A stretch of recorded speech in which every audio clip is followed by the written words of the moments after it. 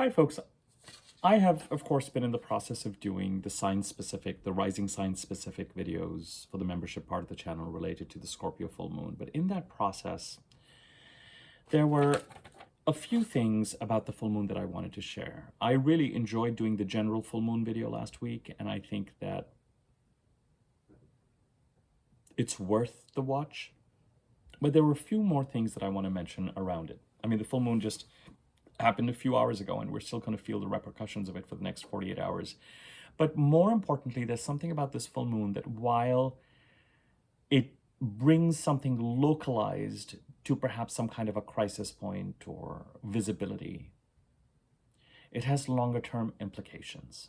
I would typically be doing my weekly overview today, but I'm going to do the weekly overview tomorrow. And the weekly overview, in all honesty, is really essentially a list of the transits that I talked about in the full moon video. So all those transits that are encoded into the full moon video, a number of them are going to become exact as this week continues. The sun trining the south node, the sun conjuncting Uranus. So if you take a look at the full moon in Scorpio video I did a few days ago or last week, a lot of the aspects that become exact this week are mentioned there. So we'll still do it because I think it's an important exercise to see where things are going. And this is part of the reason why I could do these notes about this full moon in the weekly overview, but I didn't want to dilute the message. I titled the full moon in Scorpio video something like The Right Path for You. What's the right path for you? Liberating you, something happening to liberate you to follow the right path. Now,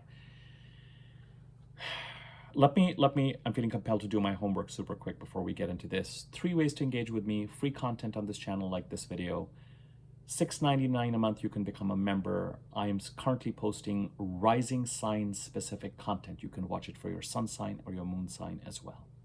So I just did the videos on the full moon in Scorpio. Prior to that, I did the videos on the new moon in Taurus. There's videos about the Pisces part of the chart and the Virgo eclipses and Neptune and Aries. There's stuff there to explore. And finally, you can use my email address in the description box to reach out to me if you want a personal astrology reading for me to take a look at your birth chart. And if you email me, I can send you information about pricing and options. Okay. And information on memberships is also in the description box below. Now, first and foremost, this full moon is a full moon and not an eclipse. So what it could do is because there's so much emphasis with the sun and now Mercury and Uranus, and after June the 6th, Venus, coming into the Taurus part of the chart, and that's where we're spending our time, we could find ourselves so involved in the Taurus part of the chart that some matter related to the Scorpio part of the chart that has been needing attention and has been neglected can come up for attention. A person associated with the Scorpio part of the chart could come up for attention and come at us in a full moon way and express their needs and their frustrations and their wants. There could be some kind of visibility that comes out of a full moon. It's not only a negative or challenging things. People can get offers, culminations, find themselves in the spotlight.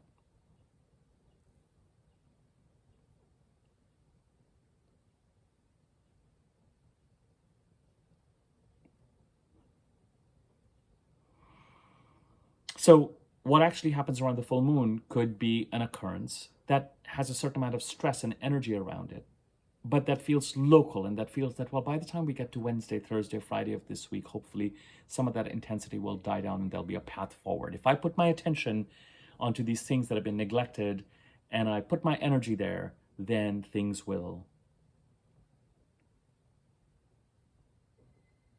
the knot will unloosen by the end of this week. However, because this full moon is opposite Uranus and trining the North Node, whatever is coming up in the Scorpio part of the chart may point to a longer term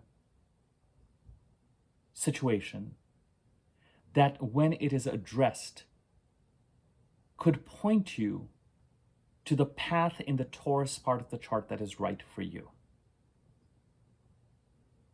Your breadcrumbs, your next opportunity. And questions such as, because I wrote down as these thoughts were bubbling in my brain for the past 4 or 5 days, I wrote them down. What do you want to liberate yourself from? What do you need to liberate yourself from? What is the right path for you to follow in the Taurus part of the chart? And also, intriguingly, because it is a full moon and something can come to you, or spirit can be in conversation with you, or spirit can be creating stress in a particular arena, forcing you to address matters and look at matters. There's also worth it to ask the question, what is liberating you to follow the path that is right for you?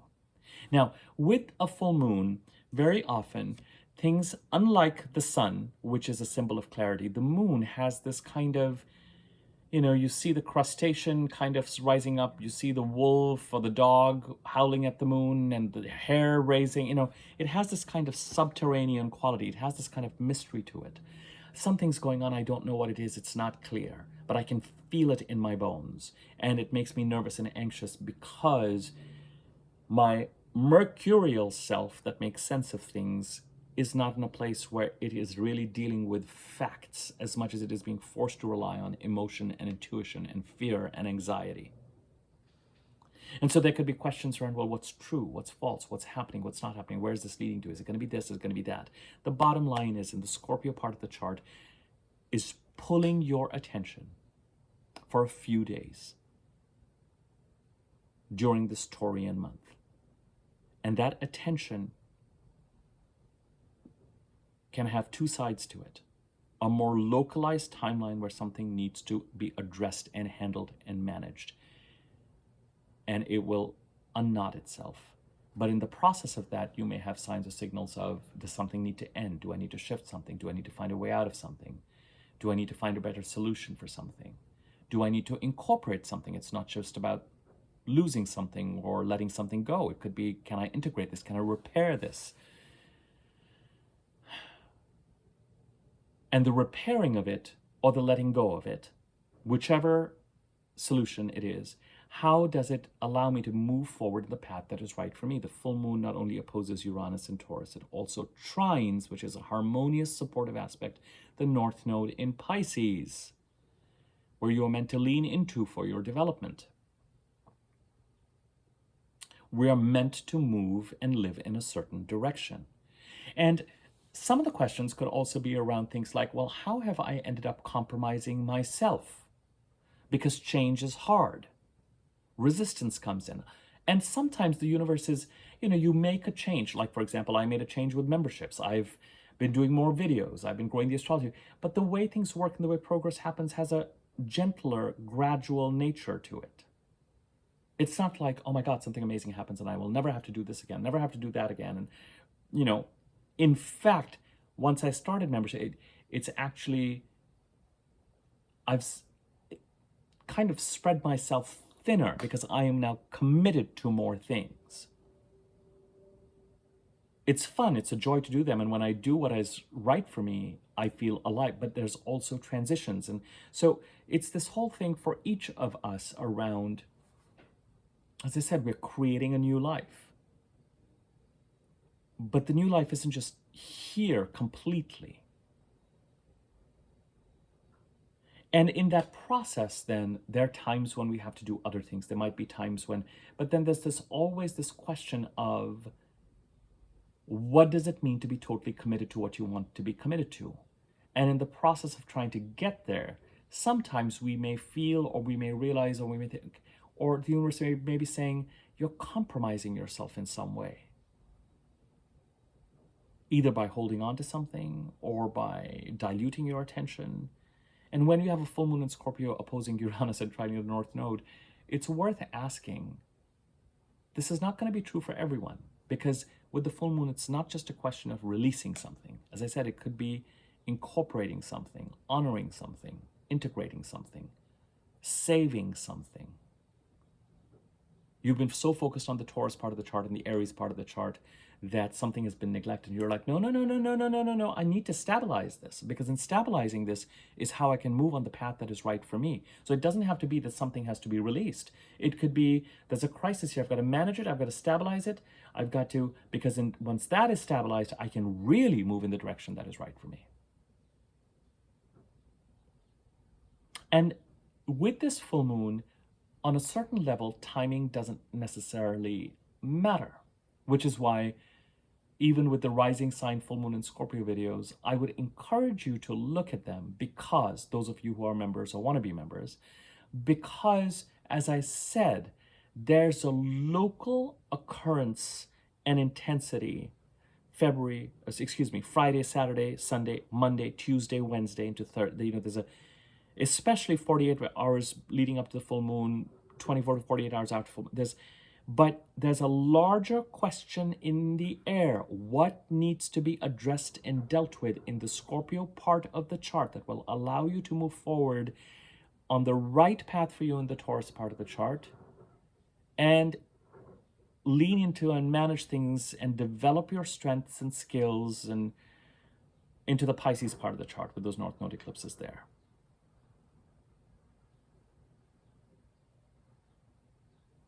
The larger meaning of the full moon is to contemplate what needs to be in place and stabilized in the Scorpio part of the chart so you can move in the right direction. Now, I'm not just saying this that because when I did the full moon in Scorpio video, the sirens were going on and on and on.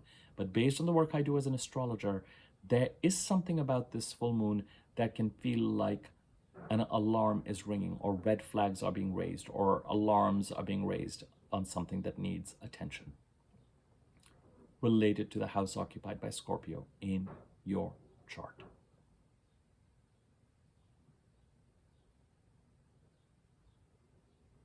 That's it. It's not unusual for me to do an addendum to a new moon or a full moon video, or frankly any video. Even I think when I did Neptune in Aries, and a few days later I had more thoughts. As I've mentioned to you, sometimes I will do a personal reading for someone, and it's like the tap or the faucet keeps running.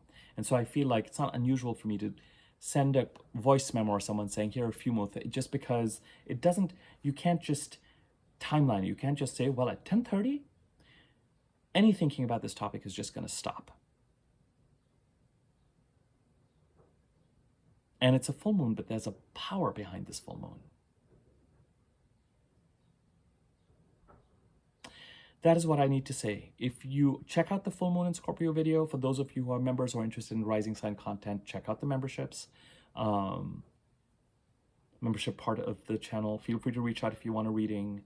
Subscribe to my YouTube channel if you haven't already. When you subscribe, bell icon next to the subscribe button. When you subscribe, it'll give you the option to click the wiggling bell on top. It will notify you when I'm doing new videos. Feel free to share content on my channel with friends or anybody who you think will benefit from it. You can donate to the channel either by using the thanks button below the video or by the donation information in the description box. You can contribute to the channel for free by liking this video, commenting on it. Okay? As I said, we will move towards doing a weekly overview, but a lot of what is coming up this week has to do with the aspects that I encoded into this full moon. So if you're curious, check out the original full moon and Scorpio video. You've already checked this out. Why do I feel like I had something else that I wanted to say? Yes. Heading up to a full moon is typically an intense, anxious, unwieldy time. The full moon is now behind us. So in many respects, the next 5 days, 7 days, are likely to be the most productive time in the 4-week month that is created by a new moon. So just keep going. Some of the intensity is gonna, you may find that you're in a more balanced place this coming week to execute on things. Make the most of that kind of, as I've said to you, the week after a full moon is often the most productive energy that we can have access to. The moon is full, our energy is full, but we're not boiling over. The energies are balanced to get things done. So enjoy that. Okay, take care.